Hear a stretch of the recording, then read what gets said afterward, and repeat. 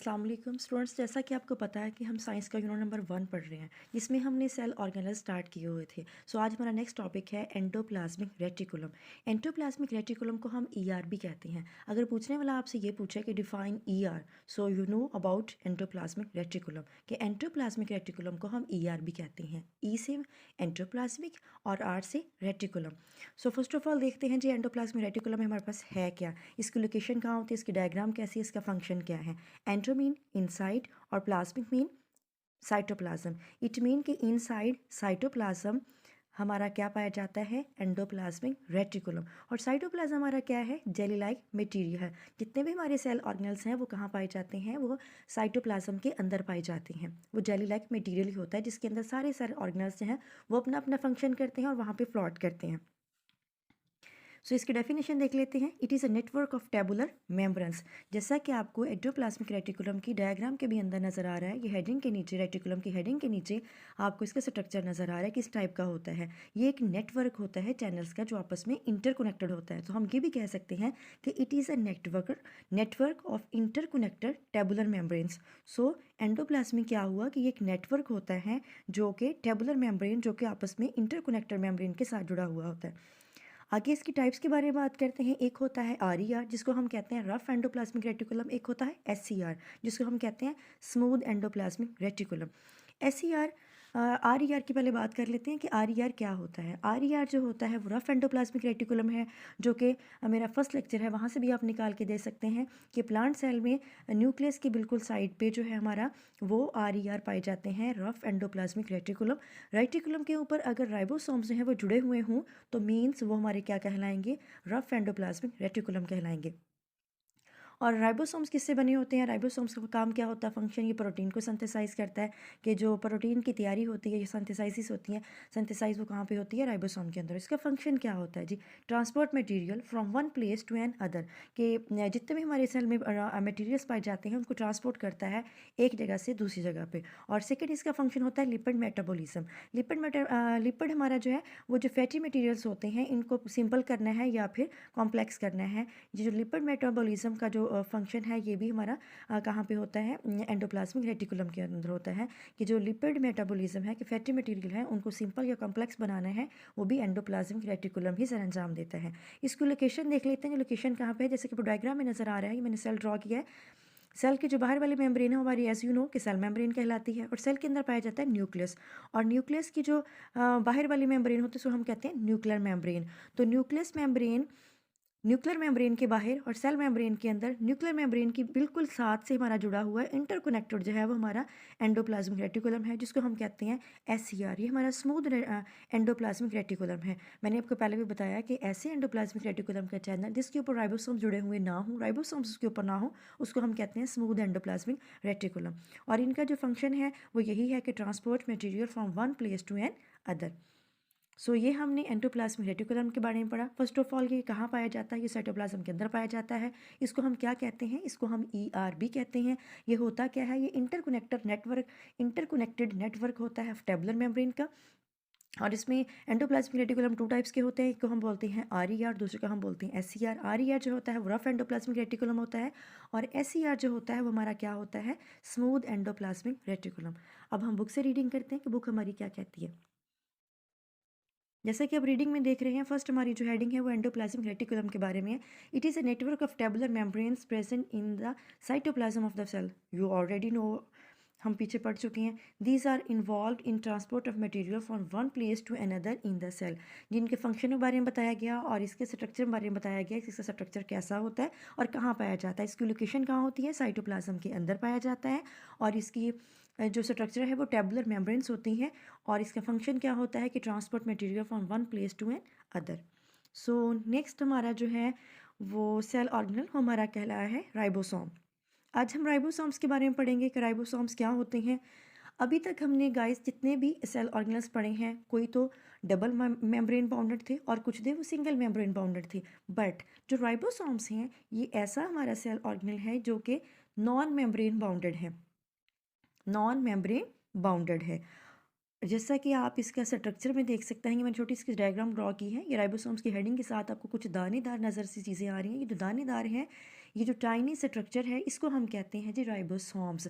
Ribosomes बिल्कुल एक dot like शक्ल होती है जिसको होते हैं tiny granular structure is called ribosomes. कहीं तो ये बिल्कुल एक जगह पे, जैसे हमने पीछे पढ़ा कि एंडोप्लाज्मिक रेटिकुलम के ऊपर फिक्स होते हैं, वहाँ अपना जो है फंक्शन सर अंजाम देते हैं, और कहीं जो है वो कहीं कहीं हमारा एनिमल सेल या प्लांट सेल के अंदर ये फ्लॉट करते हैं, आपको नजर आएंगे। और ये होते कैसे हैं, ये टाइनी ग्रेनुलर स्ट्रक्चर होते हैं, दानेदार छोटे छोटे स्ट्रक्चर होते हैं जो कि नॉन मेम्ब्रेन बाउंडेड होते हैं। ये लोकेशन इनकी कहाँ पे होती है, लोकेशन क्या है जी इनकी, either floating freely in cytoplasm, जैसा मैंने आपको भी बताया कि जो हमारा जेलुलक मटेरियल है, जो साइटोप्लाज्म है, इसके अंदर जितने भी सेल ऑर्गेनल्स हैं वो सारे साइटोप्लाज्म के अंदर पाए जाते हैं। तो राइबोसोम्स भी either floating freely in cytoplasm, या तो ये साइटोप्लाज्म के अंदर फ्रीली पाए जाते हैं, या फिर है कि अटैच टू एंडोप्लाज्मिक रेटिकुलम, जो कि मैंने टॉपिक आपको पढ़ाया है एंडोप्लाज्मिक रेटिकुलम का, या बिल्कुल एंडोप्लाज्मिक रेटिकुलम के ऊपर ये जुड़े हुए होते हैं, ठीक है। और एंडोप्लाज्मिक रेटिकुलम को हम ईआर भी कहते हैं। इनकी कंपोजिशन क्या होती है, कंपोजिशन मतलब ये कंपोजिट किससे होते हैं, किससे के बने होते हैं। जो राइबोसोम्स हैं ये राइबोसोमल आरएनए प्लस प्रोटीन, इन दोनों से मिलकर बने होते हैं। कंपोजिशन किससे होती है, राइबोसोमल आरएनए और प्रोटीन से मिलकर बने होते हैं। इसका फंक्शन क्या होता है कि जो प्रोटीन की प्रोटीन की तैयारी है वो कहाँ पे होती है, या प्रोटीन को सिंथेसाइज कौन करता है, कि राइबोसोम्स ही करते हैं। कि राइबोसोम्स जो है वो क्या करते हैं, प्रोटीन की तैयारी करते हैं या प्रोटीन को वो बनाते हैं। और ये खुद किससे बने होते हैं, कि राइबोसोमल आरएनए प्लस प्रोटीन, इन दोनों से मिलकर बने होते हैं। बुक से इसकी रीडिंग कर लेते हैं, लेट्स सी कि बुक हमारी क्या कहती है। बुक में ये दिया हुआ है कि ribosomes are tiny structures in the cytoplasm, we already read it, कि टाइनी स्ट्रक्चर्स होते हैं और साइटोप्लाज्म के अंदर पाए जाते हैं, विच प्ले इंपॉर्टेंट रोल, ये अहम किरदार अदा करते हैं in making proteins from amino acids, कि ये क्या करते हैं जी, प्रोटीन को बनाने में एक अहम किरदार अदा करते हैं। हमने पीछे पढ़ा कि जो प्रोटीन की सिंथेसाइज है, ये प्रोटीन की तैयारी है, वो कहाँ पे होती है, वो राइबोसोम्स के अंदर ही होती है। जी गाइस, यहाँ से हमने पढ़ा राइबोसोम्स। नेक्स्ट हमारा जो टॉपिक है वो है सेंट्रियोल्स। सेंट्रियोल्स जो हैं ये हमारा होलो एंड सिलेंड्रिकल बॉडीज़ होती हैं। होलो मीन खाली होती हैं, कि ये खाली होती हैं, और सिलेंड्रिकल बॉडीज़ ये सिलेंड्रिकल्स होती हैं। जैसे जस्ट लाइक हमारी पेंसिल है, ये भी एक सिलेंड्रिकल्स मतलब थोड़ी लंबूतरी टाइप होते हैं और सिलेंड्रिकल शेप के होते हैं। इसकी लोकेशन क्या है, ये कहाँ पाए जाते हैं, in an animal cell centrioles are present but absent in plant cell, कि जैसे क्लोरोप्लास्ट है वो प्लांट सेल में पाए जाते हैं, जो एनिमल सेल है उसमें नहीं होते। इसी तरह जो सेंट्रियोल्स हैं वो कहाँ पाए जाते हैं, वो एनिमल सेल में पाए जाते हैं बट एब्सेंट होते हैं प्लांट सेल। जैसा कि हमने डिफरेंस पढ़ा था हमारे पहले लेक्चर में, वो भी आप निकाल के देख सकते हैं, ये डिफरेंस भी मैंने आपको बताया हुआ है। इसका फंक्शन क्या होता है कि they play important role by moving towards opposite poles of the nucleus to the time of cell division, कि ये सेल डिवीजन में जो है वो सेंट्रियोल्स अपना अहम किरदार अदा करते हैं। मेनली जो फंक्शन है इसका वो यही होता है। इसका स्ट्रक्चर कैसा होता है, स्ट्रक्चर देख लेते हैं।